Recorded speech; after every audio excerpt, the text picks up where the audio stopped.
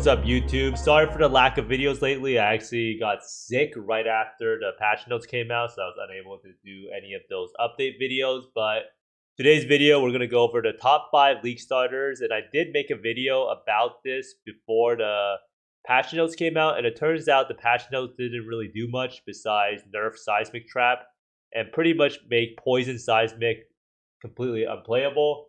Now, this guide is, or this is not really a guide, this is pretty much an overview of the top builds that I do think will help you enjoy the league. The biggest thing about any build, and any of these builds I will list out, is you have to like the playstyle of the build, and you have to know the strengths and weaknesses of the build, whether you are going to be doing bossing, whether you want to be more mapping focused, and how long you want to play your league starter for, because the length you play your league starter really matters, because some of these builds will scale a lot more with gear, while some of these other builds will, you can't really invest more currency into the build and have it get more and more damage, and you'll see right away. But let's get straight into it with the first build on this list, and these are listed in the order I think of. The strongest is at the very end, but let's get started. So first off, we have the Righteous Fire Inquisitor. And this build is something that has been around for quite a while, and it was actually, to my surprise, the most popular build of 3.18, and I didn't really ever expect it. Now, much of a popularity of a build and how many people play it does come down to the quality of the guide, and Righteous Fire actually has Pox, who is the Righteous Fire cult leader, or as you may know him. And he makes very detailed guides, and that's pretty much one of the main reasons I believe that Righteous Fire is so popular. Now, the skill Righteous Fire works is that it is kind of a fire debuff that's around your character, and you're able to supplant the lack of single target damage by throwing fire traps. Now, fire trap was incredibly broken in 3.18 and before, but in 3.19, I think they nerfed the damage of fire trap by roughly 30%. So I think according to Pox, he says that Righteous Fire's single target is roughly around 20% lower than last league. So the damage is a lot worse on single target. Now, this build I still feel will be very popular, and it will still be a top tier starter because it is a very tanky character. And the playstyle is pretty chill because you just run around and you blow up stuff and everything dies around you. And for bossing, you literally just run around, you toss some fire traps on the ground, and everything dies as it runs over your burning ground. As you can see here, this is a more juice map that this person is running in a Promenade Deli, and the mapping is pretty good. You pretty much just run around and everything burns around you, and that's the main gist of the build. Now, the main reason why people like this build so much is because it is very tanky. Inquisitor gets an obscene amount of regen, and once you get Melding and you have Aegis Aurora, your build is pretty much unkillable. You immediately regen a bunch of ES whenever you block, and then you also have 90% fire res, and then that Melding makes it so you have 90% cold and 90% lightning res. And even a nerf to Melding I don't think really impacts the build that much. You'll still be able to get 90% fire res, 90% cold res, and lightning res with enough investment. Now, this build is mostly a mapper. You should not play this build if you intend to rush uber bosses early game. This is not an uber bossing viable build at the very onset. And even with like perfect gear scaling last league, doing uber bosses still took a little bit of time with Righteous Fire to finish. So you can imagine with around like a 20+% damage nerf, the uber bosses is going to take a little bit longer. And the reason why DPS scaling is not that high up there is because this is not a crit build. As you'll notice, a lot of builds that aren't crit with like crit multi and stuff like that will suffer in how much you can scale it, because you can only scale it with fire dot multi, and fire dot multi values on gear is a lot lower than crit multi, so it's almost impossible for you to get like 700% fire dot multi, but you can get 700% crit multi on a Nightblade Lightning Strike build, for instance. But overall, Righteous Fire Inquisitor, super smooth mapper, and the damage is respectable enough to do bossing as long as you're not trying to focus on doing uber bosses. Now, next up, we have Poisonous Concoction. So next up on the list, I put Poisonous Concoction on here. Now, Poisonous Concoction is kind of similar to Righteous Fire in that the build shares like the same strengths and weaknesses. Now, the main difference is that Righteous Fire is a lot tankier, but you can kind of think of Plague Bearer on Poisonous Concoction as your Righteous Fire, and then the Poisonous Concoction that you're actually throwing out is the Fire Trap for the single target damage.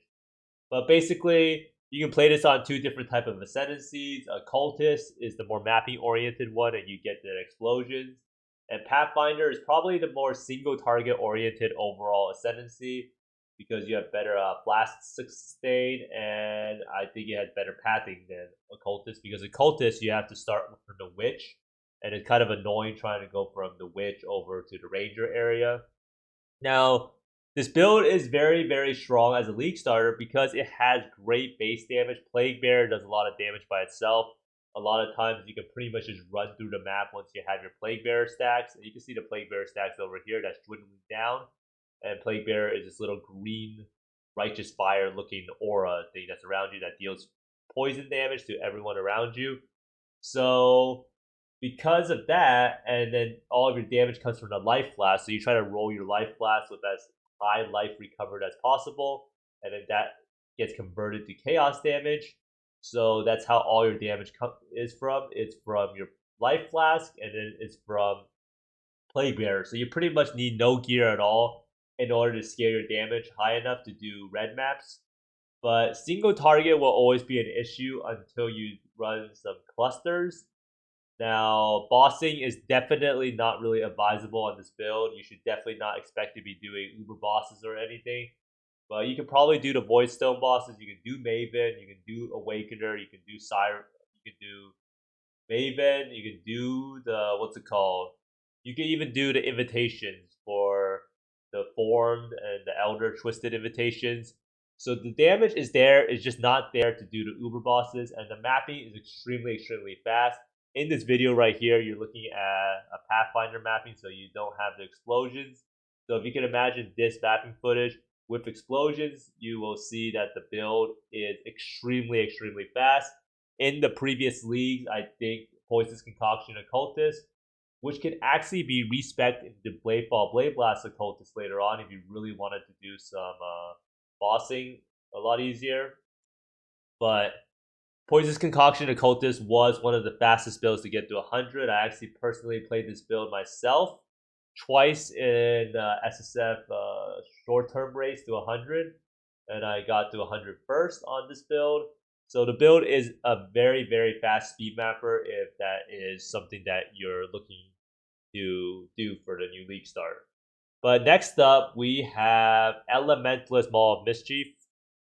Now, Elementalist Maw of Mischief is something that has not really gotten them much traction. I did think that this would be the most popular league starter, and I do think the main problem with this build right now is the fact that a lot of people are kind of unsure about how much the helmet's going to cost. People were really sure if Cemetery was going to be on the map device or on the Atlas.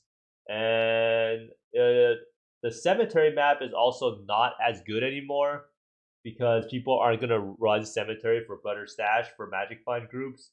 So it could be potentially the helmet could be a lot more expensive, but I do think even if the helmet is at 1 to 2 exalts, this build still offers incredible value. In this little footage down here you're watching, this is actually Uber Maven, and I think this guy's gear is honestly not that amazing. But basically, for this build, you want a level of Armageddon Brand and Cremation on Elementalist, which is a super smooth leveling experience. And then you can switch over once you reach maps with Detonate Dead, or you can play Wave of Conviction Ignite. And this should be a pretty smooth mapping experience, whether you're Detonate Dead or Wave of Conviction. Now, since Cemetery is a T12 map, you probably have to wait a little bit longer to get the cards.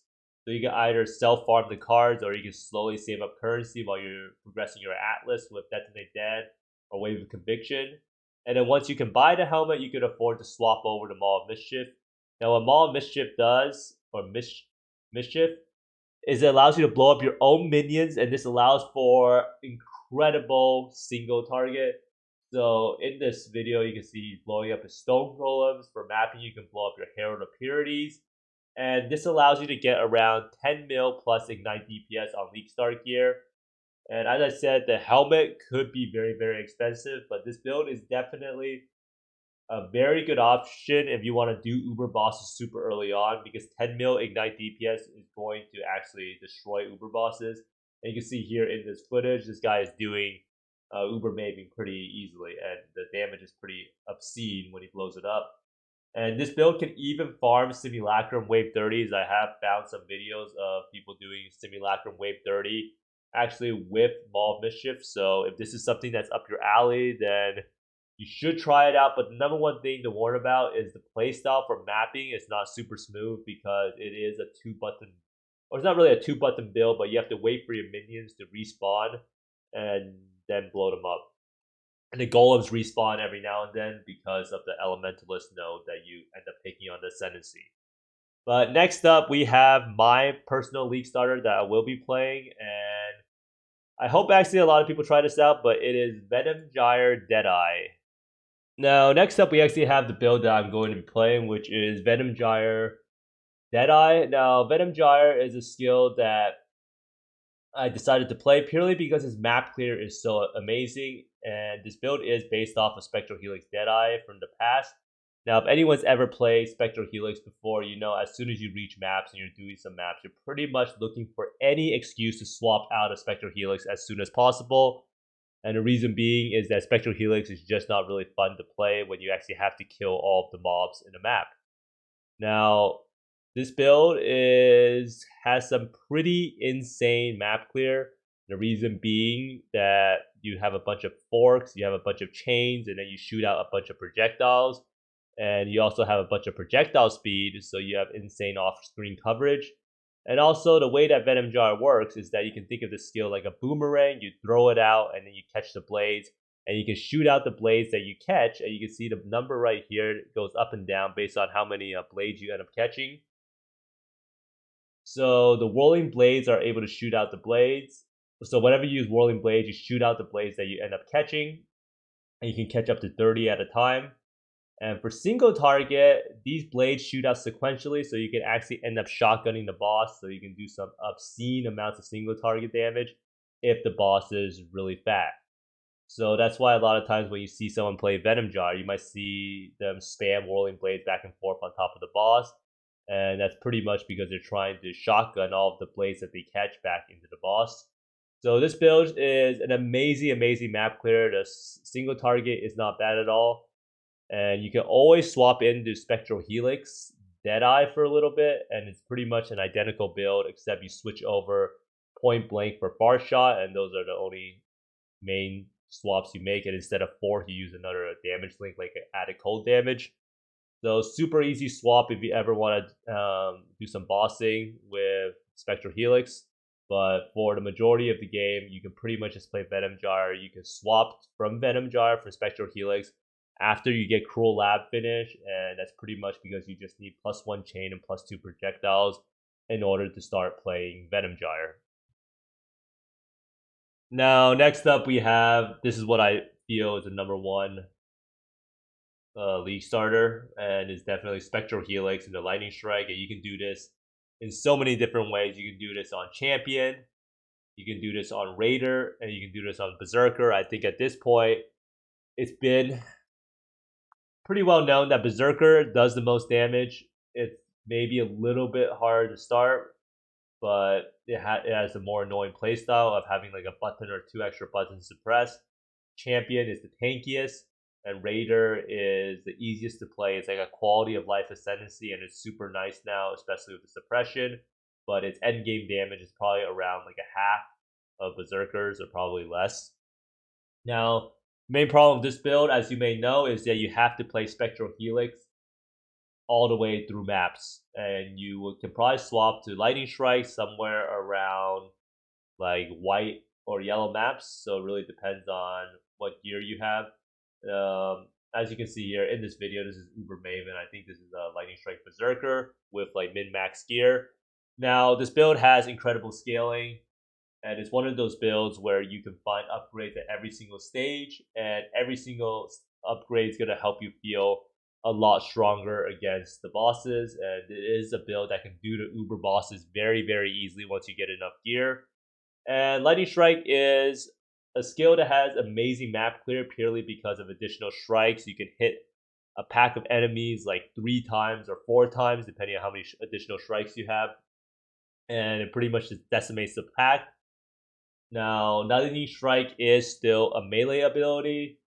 At its core, you have to stand somewhat near the boss in order to do optimum damage. So a lot of people try to meme and say that Lightning Strike is not a melee ability, but if you're not playing Lightning Strike as a melee ability, then you're probably missing out on a large chunk of damage because you still have to be near the boss.